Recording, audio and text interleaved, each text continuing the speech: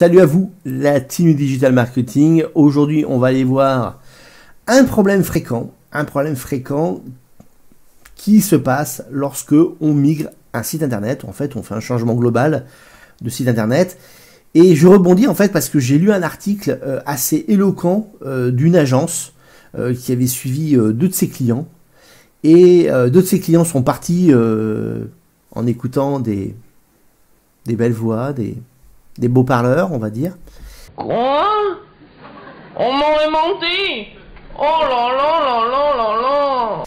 Et malheureusement, les deux sites se sont complètement plantés la gueule après la migration. Alors on va voir pourquoi après l'intro.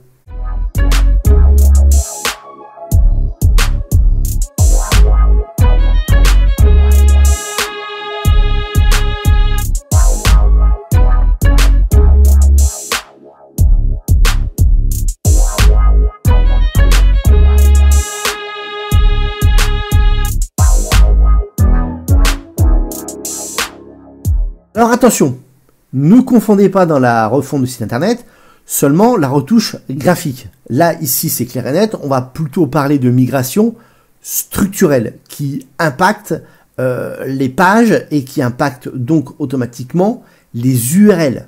Et dès que vous allez impacter la structure, donc les URL de votre site internet, eh bien automatiquement, vous risquez quoi? Vous risquez une perte de trafic, une perte de popularité, et automatiquement, une perte aussi de CA, voire de lead si vous êtes plutôt à récupérer des devis par exemple ou des contacts. Donc c'est un problème assez important et qu'il ne faut pas prendre surtout pas à la légère. Voilà, attention. Donc, du fait que votre URL change, pour un moteur de recherche, ce n'est plus du tout la même URL. Attention, même si vous changez quelques mots, quelques lettres dans l'URL, la structure change. Par exemple, vous passez de l'underscore à du tiret, ou par exemple, vous changez le répertoire. C'est plus du tout, ça n'a rien à voir. Dans le process de migration de site internet, il est important que dans le cahier des charges, si vous ne voyez pas que votre future agence ou l'agence avec laquelle vous travaillez à l'heure actuelle ne voit pas ou n'aimait pas la problématique de migration d'URL et de plan de migration dans le cahier des charges, franchement, entre nous, changez de crèmerie. À l'occasion de mes formations que j'avais fait à l'époque, beaucoup de personnes venir, entre guillemets, pleurer en disant « on comprend pas, on pensait faire encore un meilleur site internet et un très bon site internet, et en fait, par rapport à avant, on a perdu du trafic. » Classique. Quand je commençais un peu à leur parler plan de migration, tout ça, etc., j'avais l'impression de parler chinois. Voilà un peu ce qui arrive. Alors maintenant, on va parler plutôt process de comment je peux faire pour éviter ce plantage lors de la migration de mon site internet. Et ce qui devrait en fait être fait en plan d'action par l'agence. Et qui d'abord, il faut savoir qu'il n'y a pas que les URL qui peuvent aussi impacter. Si vous transformer aussi HTTPS ou par exemple vous voulez changer de nom de domaine, ça sera le même impact en général. On va essayer de rediriger un maximum d'URL avec la 301. C'est-à-dire qu'on va essayer de réécrire en fait correctement l'ancienne à la nouvelle.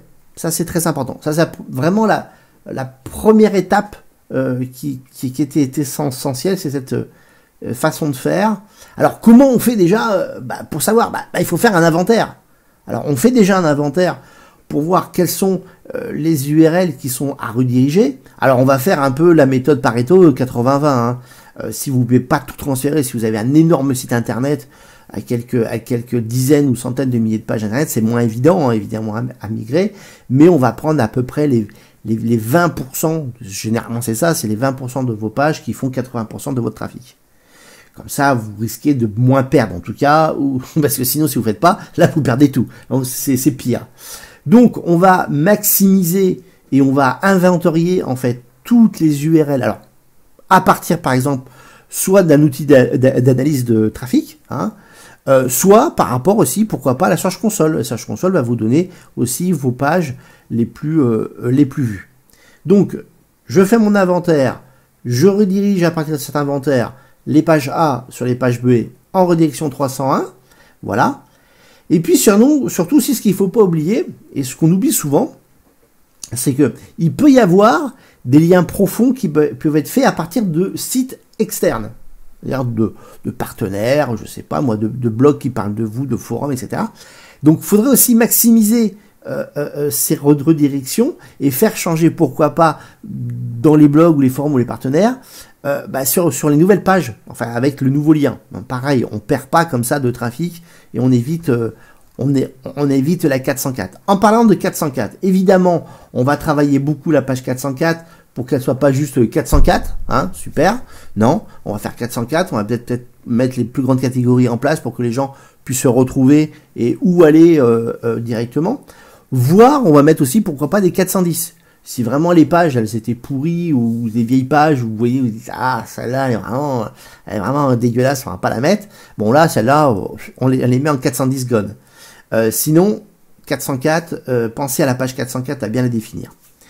Et puis, une fois qu'on a fini tout ça, évidemment, là, vous êtes en pleine refonte de site, eh bien, il va falloir que ces pages soient de nouveau réindexées. Hein. Alors, comment on peut améliorer la réindexation? Via, par exemple, la mise en place de sitemap et les mettre, évidemment, dans les tools des gros moteurs, hein, comme pourquoi pas Google, Bing, Yandex. Hein, imaginons que vous êtes aussi au niveau russe. Et puis aussi le robot TXT. Attention au robot TXT. Attention, vous avez peut-être des valeurs de pages internes ou des répertoires qui sont mis dans le robot TXT. Pensez aussi à voir dans votre robot TXT si vous n'avez pas aussi des problèmes par rapport à ça. Dernier point, et ça sera ma conclusion, il faudra penser aussi au contenu. Alors c'est bien beau de migrer un site internet, on va le rafraîchir, on va graphiquement ou au niveau aussi UX évidemment, et j'espère pour vous, eh bien il faut aussi penser au contenu. Revoir aussi les liens internes qui sont dedans. Revoir aussi, rafraîchir carrément le contenu. Est-ce que le contenu est toujours aussi bon? Est-ce qu'il est à rafraîchir? Si c'est par exemple avec des lois, des vieilles lois, des trucs passés, pourquoi pas les rendre un peu obsolètes et foutre en l'air un peu ce contenu? Ou s'il manque carrément du contenu, pourquoi pas les réécrire et leur mettre une petite fraîcheur par rapport aux critères de jeu aujourd'hui. Par exemple, si c'était juste des définitions très très basiques de lignes, ajouter plus de choses, par exemple des vidéos ou rajouter un peu plus d'images s'il le faut. Donc ça vous permet un peu de revoir un peu aussi votre contenu à ce moment-là. Profitez-en, vous êtes en pleine migration. N'oubliez pas aussi le contenu et pourquoi pas aussi se mettre à rédiger ou à faire de nouveau rédiger un bon contenu pendant cette migration. Et au niveau de la mise en place, là vous connaîtrez vraiment peut-être un boost, mais en tout cas grâce à ce process vous aurez à minima gardé un maximum de trafic et donc automatiquement un maximum de chiffre d'affaires. Voilà, j'espère que la vidéo vous a plu. N'hésitez pas, comme d'hab, likez, partagez, faites ce que vous voulez et commentez si vous avez des questions à poser sur le sujet. Allez, à la prochaine. Ciao, bye bye.